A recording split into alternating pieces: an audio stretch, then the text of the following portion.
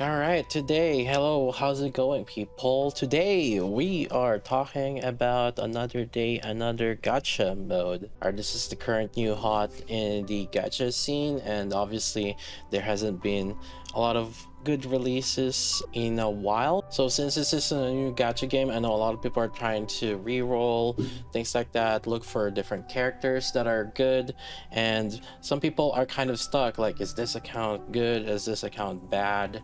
And I'm here to just kind of give some knowledge a little bit so that you guys could help better pick some of the things. Now, obviously, a lot of you have probably seen the different like tier lists, and probably this is probably one of the more popular one that you guys see, and there's different ones.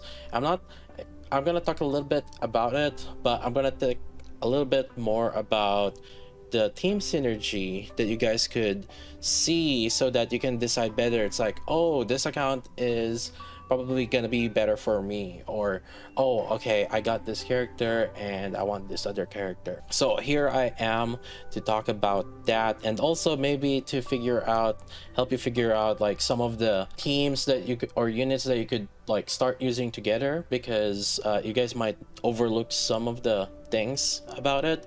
So first, let's talk about the probably the most desired characters, or that people are gonna be going after, because they're gonna go to this tier list, and then they're gonna see, oh god, okay, I see Centurion and Eternity, like top DPS, right? So we have Centurion here, she's like a really strong DPS, and Eternity, another strong DPS. But let me talk about the trait that they have that's like really strong, and the other unit that you could try to pull if you're like re-rolling. Just picking both of them doesn't necessarily mean that like that's the best combination, right? Because they're just damage dealers. So what about the support, right? What about like do you need like a healer, or is this one of those games? Thing that makes Centurion and Eternity really good is their damage, but also AoE, the mass attack. And this does come extremely handy when you have, especially when you're getting to the situations where there's like a lot of enemies, and then like you're constantly being stuck with just like one target attack. That's really good. And then also on top of that, both Eternity and Centurion does have like a good sustain. Like, so when this character loses Moxie, her HP increases, and then Eternity, she has kind of like her own sustain as well. So that's what makes really good on it. And if you have them, there's one thing that you kind of want to know.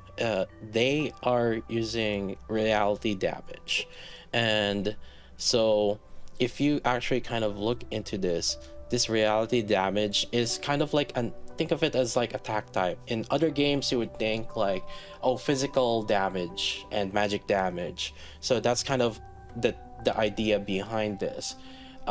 When there's like one certain attack type, well, you know what it is. There's other supports that can actually support this character to deal more damage. So there's this one, which is Cornbloom.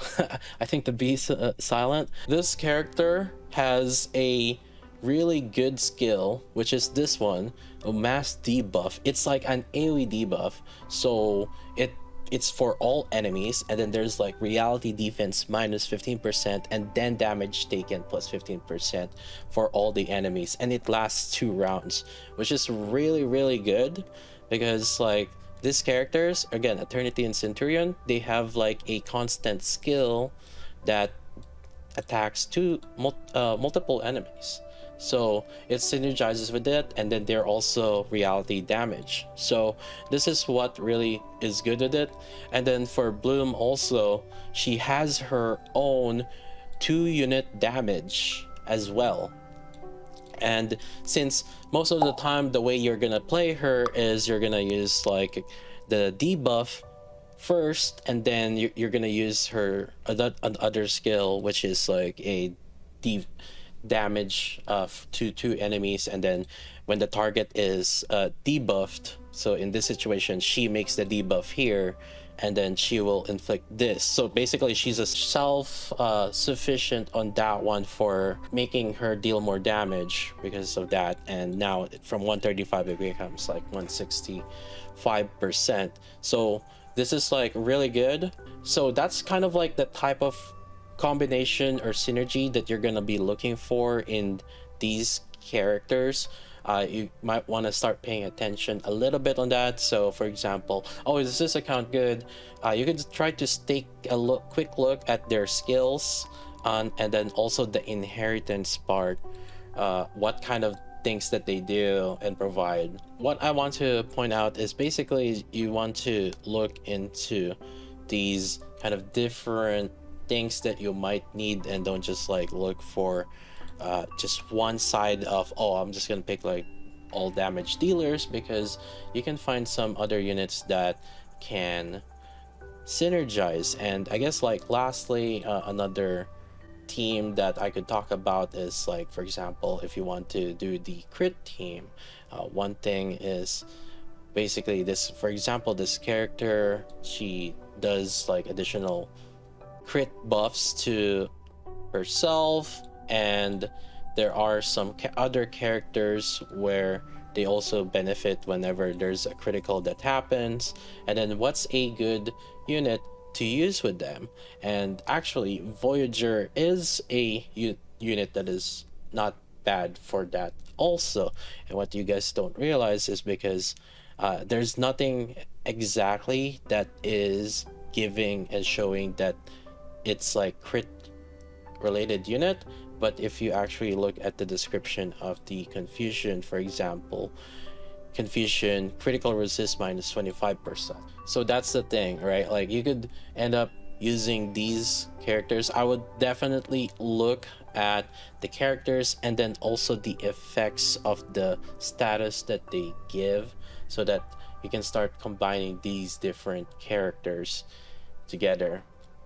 And then another thing is, for example, Baby Blue right here, and she does mental defense down, but something to keep in mind is it requires her to combine two of these skill first before it becomes like a skill that can do mental defense down. So yeah, this are kind of like, I would say I'm just gonna scratch on it on the surface level things, how you want to combine the different characters, and maybe start thinking also if you might start something a little bit more defensive. So if you want to revolve like a particular character, I would recommend like looking like which character you end up really liking, and then if you got that character, what other characters you would want to be together with that. That's it. I'm just gonna scratch on the surface level on it, because there's I think this video is gonna go too long if I just keep going and talking at everything about it.